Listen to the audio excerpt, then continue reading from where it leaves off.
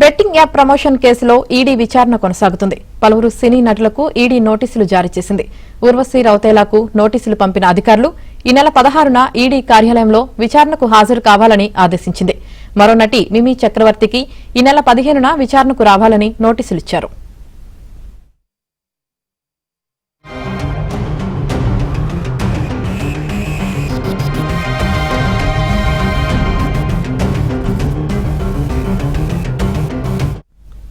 పంపిన అధికారులు ఈ నెల 16న ఈడీ కార్యాలయంలో విచారణకు హాజరు కావాలని ఆదేశించింది.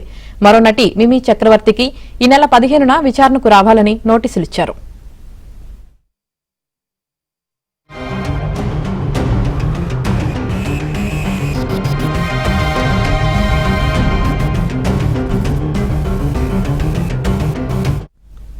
ఈ నెల 16న ఈడీ కార్యాలయంలో విచారణకు హాజరు కావాలని ఆదేశించింది.